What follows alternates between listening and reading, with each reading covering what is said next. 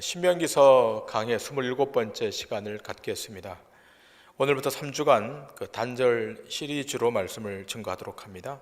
오늘은 그 첫 번째 시간으로 단절 꿈꾸는 자라는 제목으로 말씀을 증거하도록 하겠습니다. 자, 우리 말씀의 제목을 한번 따라 하십시다. 단절 꿈꾸는 자. 시작. 단절 꿈꾸는 자. 말씀의 제목만 보면 그 설교가 어떻게 진행될지 어렵지 않게 미리 짐작할 수 있습니다. 예수를 잘 믿으려면 꿈꾸는 자가 되어야 하는구나. 그렇게 짐작하시는 분들이 적어도 10명에 대여섯 명 정도는 있을 것이라고 생각합니다. 성경에 요셉의 꿈 이야기가 나오고 또 우리가 그런 비전을 가지고 꿈을 이루어보자 하는 그런 이야기로 짐작을 할 수 있습니다. 제가 몇 년 전에 꿈꾸는 자가 오는도다라는 책을 제 친한 그 목사님으로부터 선물을 받아서 읽은 적이 있습니다. 그 책을 선물 받으면서 그 친구 목사님이 하는 말이 이 책의 꿈 이야기와 성경은 좀 다르다라고 그렇게 말을 하면서 책을 건네는 겁니다. 정말 그런가 해서 그 책을 보니까 아니나 다를까 성경의 본 뜻은 어디론지 가버리고 그 미래를 향하여 위대한 꿈을 갖고 전진하자. 그것이 주 메시지였습니다. 그 신앙의 내용 안에 꿈이 있는 것은 좋은 것이고 또 긍정적인 것 아니겠습니까? 저도 신앙의 요소에 꿈, 비전 이런 요소들이 있다는 것을 부인하지 않습니다. 할 수만 있다면 성경 안에서 꿈을 찾고 또 미래의 비전도 찾아야 할 것입니다. 그러나 오해하지 말아야 할 것은 정작 우리가 말하는 꿈, 그 비전이 성경이 본래부터 말하려고 했던 것과 그 본의가 같은 것인가? 그것은 필히 체크해야 될 것입니다. 오늘 본문 신명기 13장 1절 이하를 보니까 꿈꾸는 자를 죽이라 이렇게 기록되어 있습니다. 물론 이렇게 죽이라는 그 대상의 꿈이란 우상 숭배자를 말하는 것이긴 합니다만 오늘 성경의 본문은 강력하게 꿈꾸는 자 그는 반드시 진멸시키라 이렇게 말씀하고 있습니다. 며칠 전에 제 아는 분이 제게 유튜브 설교를 한 편 이렇게 보내주셨습니다. 그 설교의 내용이 지금 코로나19를 지나고 있어서 힘이 들지만 초대교회 성도들이 로마의 핍박에도 굴하지 않고 꿈을 갖고 비전을 갖고 믿음으로 나아가 승리했던 것처럼 코로나를 지나는 지금은 꿈을 꾸는 시간이고 비전을 다시 확립하는 시간이기에 말씀을 붙들고 꿈을 다시 꾸라 그런 내용의 요지의 설교였습니다. 메시지의 파워도 있었고 참 설득력도 있어서 듣는 이로 하여금 긍정적인 반응을 이끌어내기에 충분한 설교였습니다. 그런데 제가 그 설교를 다 시청하고 다시 말씀의 본문을 보니까 설교의 본문이 말하는 의도와는 달리 그 꿈과 비전과는 관계가 없는 그런 본문이었습니다. 거기에 등장하는 꿈이라고 하는 것은 유대 민족이 포로 생활에서 다시 독립하는 차원에서의 어떤 기대이지 하나님의 의지와는 관계없는 하나님의 비전과는 관계없는 그런 본문의 내용이었습니다. 자, 그런데 문제는 그런 꿈과 비전을 모티브로 해서 성경 본문의 의도와는 관계없이 설교가 진행되고 있다는 것입니다. 그리고 이러한 설교 동영상들이 유튜브 여기저기에서 떠다니고 있습니다. 제가 이런 동영상들이 하도 많은 것을 알고 깊은 고민 끝에 내년도 신년도 우리 교회 사역의 주제를 바른 말씀, 바른 삶을 사는 교회라고 주제를 정했습니다. 여기 바른 말씀이라고 하는 것은 바르게 해석된 말씀입니다. 말씀이 다 건강한 말씀이 아니라 바르게 해석되고 바르게 선포되어야 그 말씀이 영혼을 강건하게 하고 교회 공동체를 견고하게 하는 것입니다. 적어도 우리 동도중앙교회 교우들 정도의 실력이라면 어떤 말씀이 바르게 해석되고 또 어떤 말씀이 바르게 선포되는가는 충분히 분별하고도 남으리라고 믿습니다. 사람이 꿈과 희망을 가질 때 그것이 하나님이 허락해 놓으신 진정한 꿈인지 영적 비전인지를 확인해야 됩니다. 그런 꿈과 희망이 하나님으로부터 나오는 것이 아니라 사람들의 마음의 욕망에서 비롯된 것이라면 성경은 그것을 우상 숭배의 카테고리, 그 범죄에 넣고 있다는 것을 기억하셔야 됩니다. 성경은 욕망의 결정체인 탐심, 이 탐심을 우상 숭배라고 규정합니다.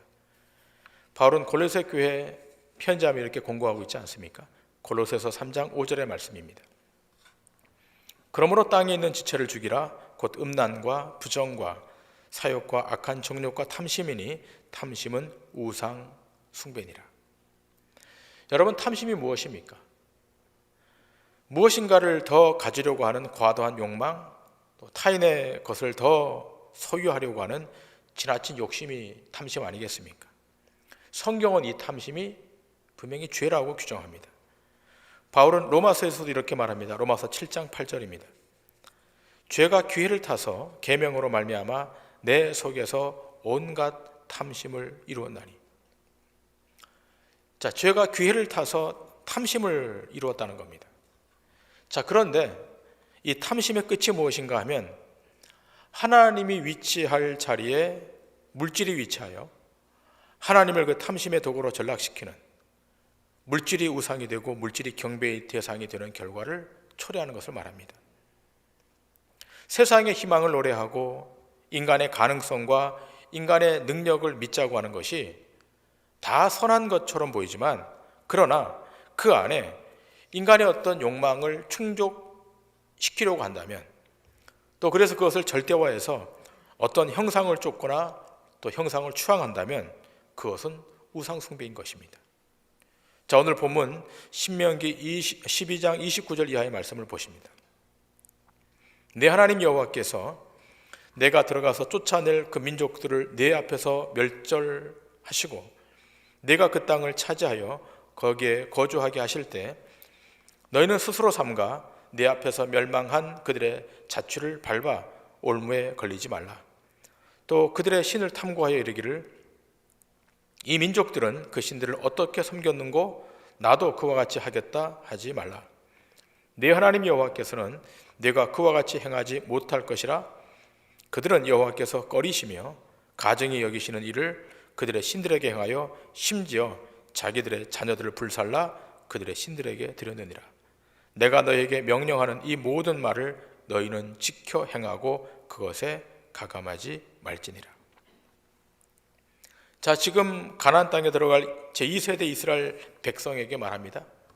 스스로 삼가서 내 앞에서 멸망한 그들의 자취를 밟아서 올무에 걸리지 않게 하라는 것입니다.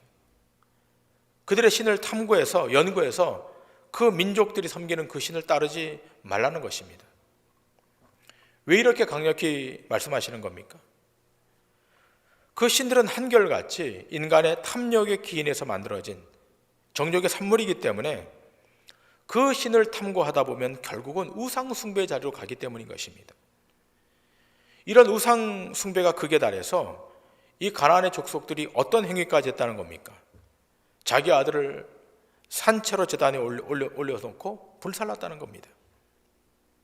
얼마나 인간의 탐욕이 컸으면 자기 자식까지 제단에 불살라 그 신들에게 드리는 것입니까?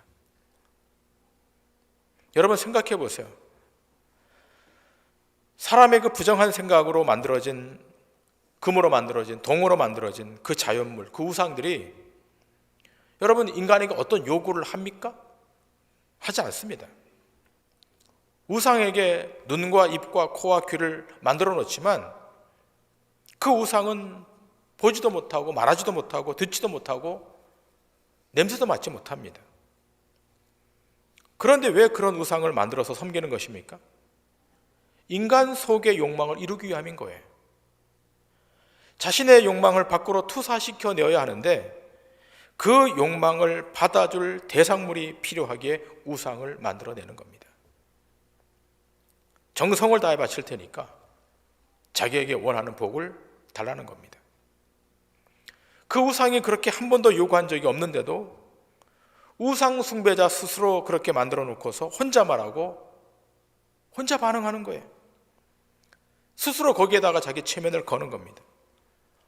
내가 이렇게 정성을 다해서 돌볼 테니까 들어달라고 요청하는 것입니다. 자, 그런데 그렇게 정성으로 우상을 섬겼는데도 그 손해를 보게 되면 두 가지 반응이 있지 않습니까? 성질 급한 사람은 그 우상을 파괴시켜 버리든지, 또 반대로 끈기가 있는 사람은 지극정성으로 그 우상이 나의 소원을 들어줄 때까지 지극정성으로 섬기는 부류가 있을 것입니다.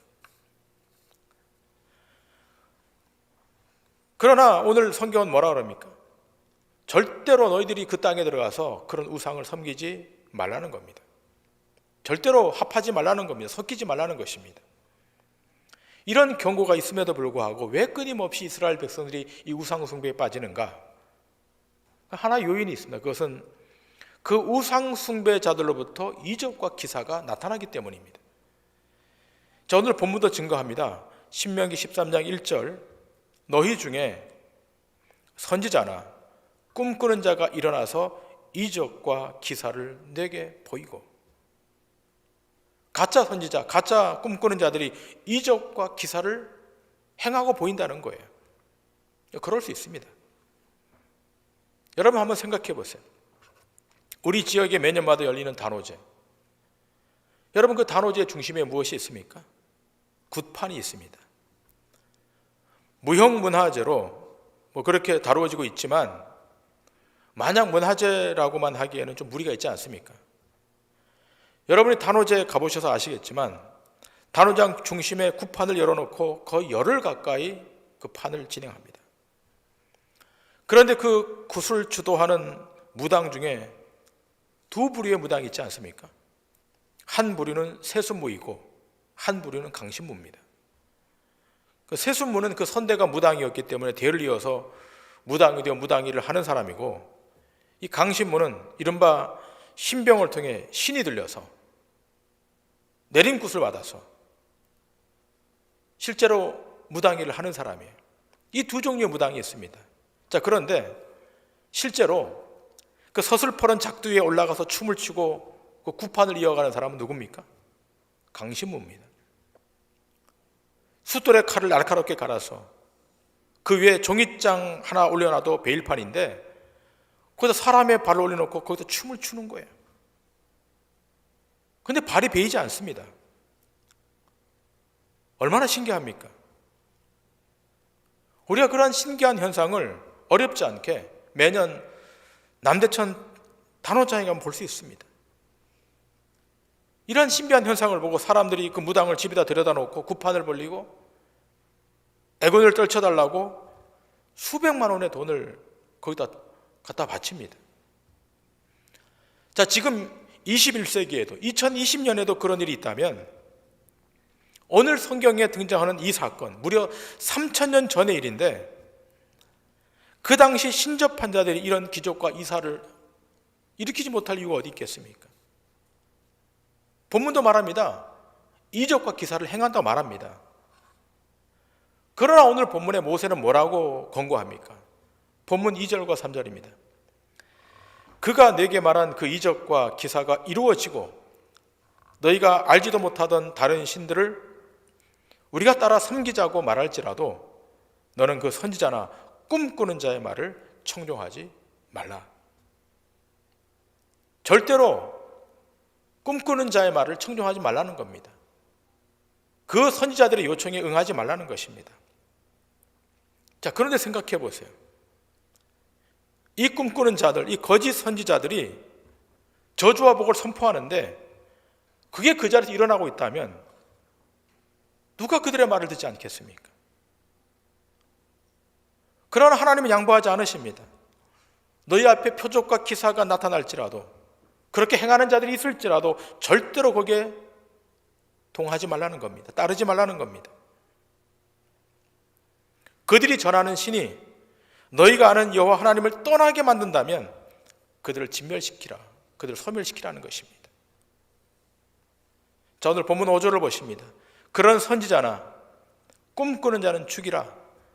이는 그가 너희에게 너희를 애굽 땅에서 인도하여 내시며 종되었던 집에서 속량하신 너희 하나님 여호와를 배반하게 하려 하며 너희 하나님 여호와께서 내게 행하라 명령하신 도에서 너를 꿰어내려고 말하였음이라. 너는 이같이 하여 너희 중에서 악을 제할지니라. 자, 그러면 여러분, 이스라엘 백성들이 믿고 따르는 그 하나님은 어떤 하나님이십니까? 그 하나님은 이스라엘 백성의 언약하시고 언약대로 이루어 가시는 하나님이십니다. 이스라엘 백성들이 출애굽한 것도 언약대로, 이들이 가나안 땅에 들어가는 것도 언약대로 그 언약을 이루시기 위함인 것입니다. 자, 그 언약은 어떻게 진행되는 것입니까? 하나님의 전능한 능력이 동원되어서 언약이 시작되고 진행되고 완성되는 겁니다. 그리고 이 언약이 완성되는 그 끝 지점에 무엇이 기다리고 있는 것입니까? 영원한 생명이 기다리고 있는 것입니다. 하나님이 언약대로 이루어 가시는 것은 이스라엘 백성들에게 영원한 생명을 주시기 위함인 것입니다. 그런데 인간의 눈을 속이고 마음을 속이는 마술 같은 일을 일으키는 그런 거짓 사술자들, 거짓 꿈쟁이들은 절대로 너희와 혼합되지 못하도록 너희에서 떠나보내라는 것입니다. 제거하라는 것입니다. 자, 그렇다면 전능하신 하나님께서 이러한 유혹들을 원천적으로 차단하시면 좋을 텐데 왜 그렇게 하지 않으셨을까라고 하는 의문이 듭니다. 이 의문에 대해서 오늘 본문 3절은 이렇게 증거합니다. 너는 그 선지자나 꿈꾸는 자의 말을 청종하지 말라. 이는 너희 하나님 여호와께서 너희가 마음을 다하고 뜻을 다하여 너희 하나님 여호와를 사랑하는 여부를 알려하려 하사 너희를 시험하심이니라. 여러분, 이 시험은 유혹이 아니라 테스트입니다. 이런 과정을 통해서 정말 살아계신 여호와 하나님만을 섬기고 사랑하는지를 알려하기 위함이라고 성경은 말합니다. 너희가 정말 하나님을 사랑한다면, 정말 마음을 다하고 성품을 다하여 내 목숨을 다하여 여호와 하나님을 사랑한다면 어떤 이방의 신들이 있어도 여호와 하나님만을 섬길 것이라고 말하는 것입니다. 여러분, 언젠가 텔레비전에 그런 오락 프로가 있었습니다. 남녀가 서로 사귀는데 그 여자가 남자의 진심을 알아보고 싶은 그런 그 내용의 그런 프로그램이었습니다. 그래서 이 프로그램에 신청을 하면 그 남자를 유혹하기 위해서 어떤 예쁜 여자를 보내는 겁니다. 그럼 이 예쁜 여자는 대역을 하고 가서 그 남자에게 작업을 거는 거예요, 소위. 그러면 몇몇 남자들이 거기 넘어가요. 넘어가지 말아야 되는데. 평소에 그 여자친구에게 내가 너만 사랑하겠다고, 너만 위하겠다고. 근데 그 테스트에 넘어가는 거예요. 거기서 들통이 나는 겁니다. 마치 그와 같은 겁니다. 이스라엘 백성들이 하나님의 율법을 받았을 때 뭐라고 말합니까? 마음을 다하고 목숨을 다해서 율법대로 살겠다고, 하나님만 섬기고 배반하지 않겠다고 말합니다. 그래서 하나님이 어떻게 하시는 겁니까? 거기에 동의하시고 핏부림으로 언약이 체결됩니다. 그런데 시간이 지나는데 순간순간 바뀌는 거예요. 순간순간 배반하는 거예요. 하나님의 언약에 순종하지 않아요.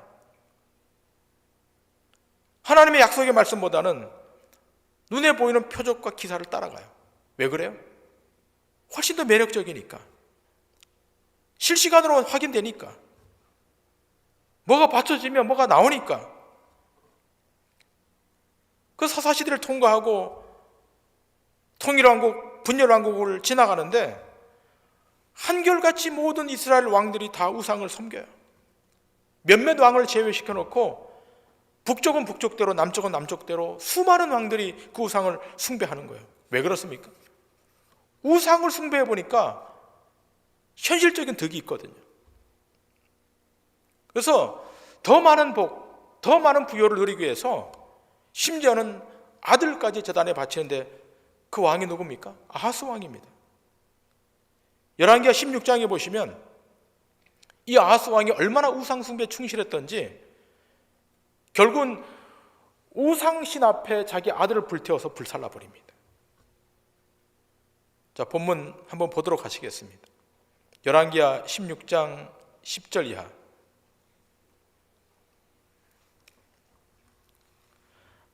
아하스 왕이 아수르 왕 디글랏 빌레셀을 만나러 다메섹에 갔다가 거기 있는 제단을 보고 아하스 왕이 그 제단의 모든 구조와 제도의 식양을 그려 제사장 우리아에게로 보냈더니 아하스 왕이 다메섹에서 돌아오기 전에 제사장 우리아가 아하스 왕이 다메섹에서 보낸 대로 모두 행하여 제사장 우리아가 제단을 만든지라. 왕이 다메섹에서 돌아와 제단을 보고 제단 앞에 나아가 그 위에 제사를 드리되 자기의 번제물과 소제물을 불사르고 또 전제물을 붓고 수은제 짐승의 피를 제단에 뿌리고 또 여호와 앞 곧 성전 앞에 있던 놋 제단을 새 제단과 여호와의 성전 사이에서 옮겨다가 그 제단 북쪽에 그것을 두니라. 아하스 왕이 제사장 우리아에게 명령하여 이르되 아침 번제물과 저녁 소제물과 왕의 번제물과 그 소제물과 모든 국민의 번제물과 그 소제물과 전제물을 다 이 큰 제단 위에 불사르고 또 번제물의 피와 다른 제물의 피를 다 그 위에 뿌리라. 오직 놋 제단은 내가 주께 여쭐 일에만 쓰게 하라 하매 제사장 우리아가 아하스 왕의 모든 명령대로 행하였더라. 이 아하스 왕이 아수르 다메섹에 간 거예요. 거기 가보니까 우상의 신전이 너무 화려한 거예요. 그래서 아하스 왕이 아수르 왕에게 요청합니다. 이 만든 도면을 좀 달라고. 그러니까 도면을 줬습니다. 아하스 왕이 도면을 받아가지고 유다로 보냅니다. 제사장 우리아가 그 도면을 받아가지고 그대로 예루살렘 성전 안에다가 제단을 쌓아버립니다. 만들어버립니다. 그리고 다메섹에 갔던 아하스 왕이 돌아와서 그 제단 위에다가 번제물을 드리고 소제물을 드리고 전제물을 드려서 제사를 집행합니다.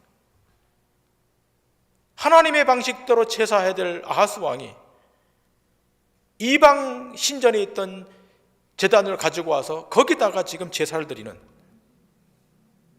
이상한 일이 벌어집니다. 그러면 아하스 왕이 왜 이런 행위를 하는 것입니까? 아하스가 생각했을 것입니다. 저 아수르가 초강대국이 된 것은 아수르를 붙들어주는 그 신이 있을 것이다. 그 신이 누굽니까? 바알 신이었습니다. 아세라 신이었습니다. 저 신전을 만들면, 저 제단을 만들면 우리 유다도 강력해질 것이다.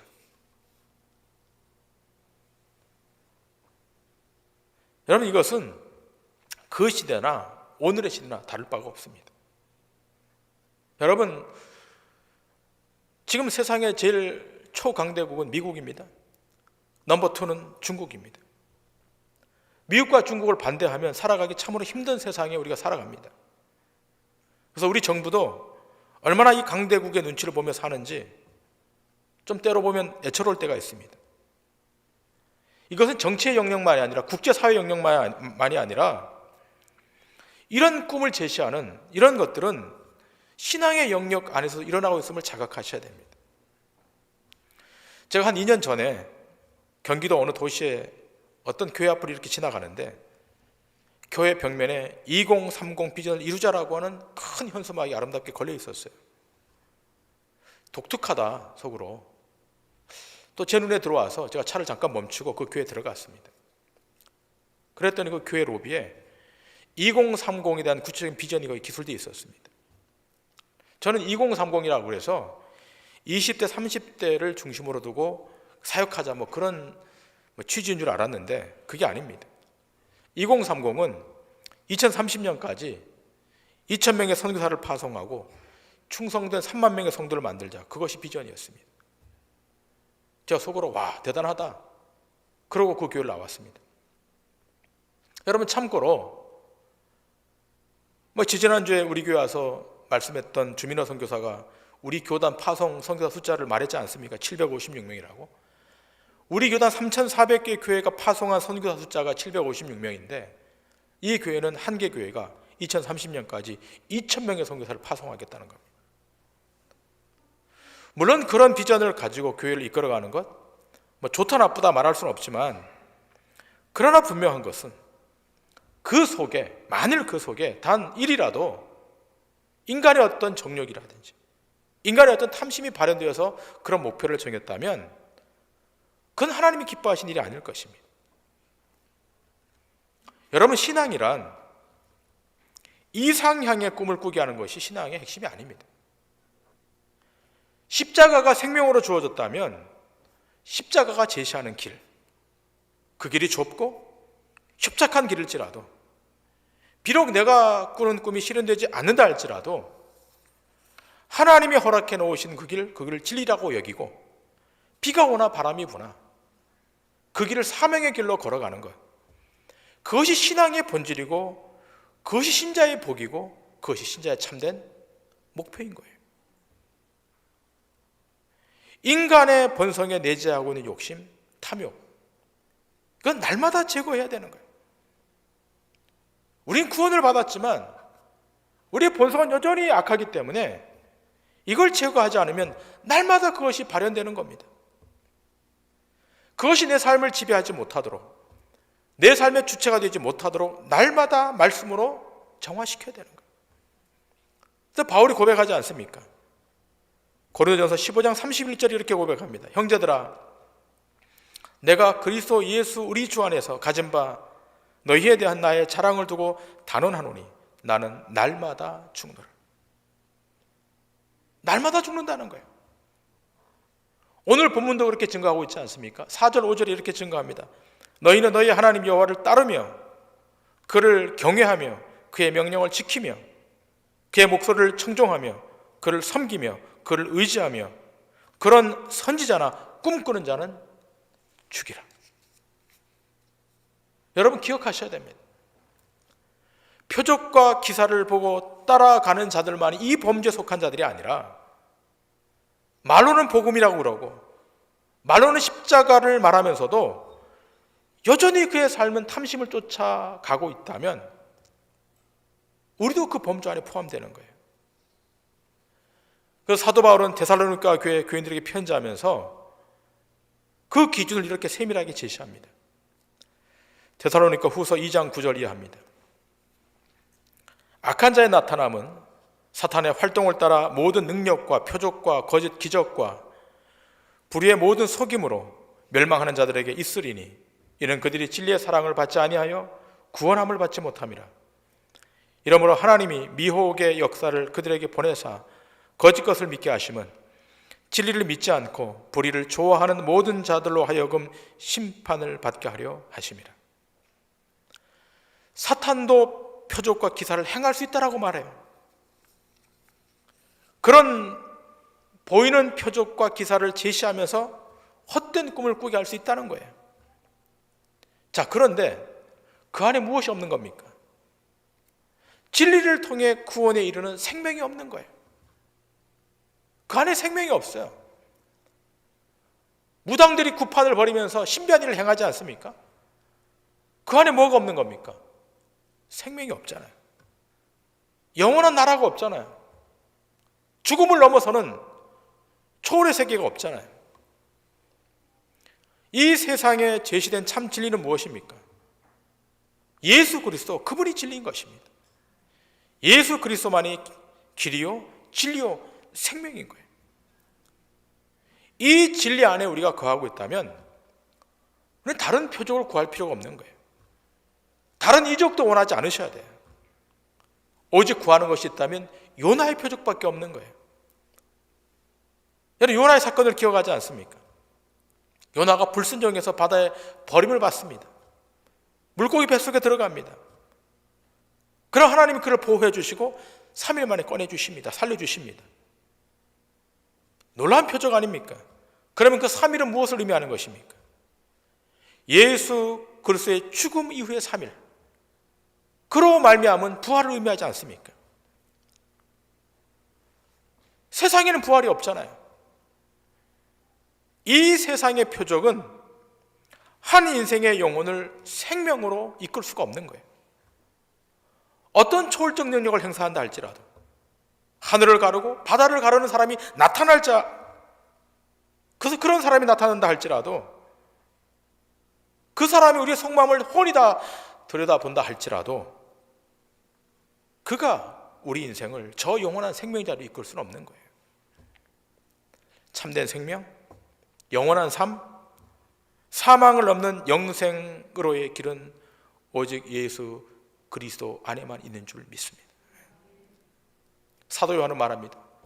요한복음 14장 6절에서 이렇게 말합니다. 자, 우리 이 말씀 다 같이 한번 큰 소리 읽도록 합니다. 시작.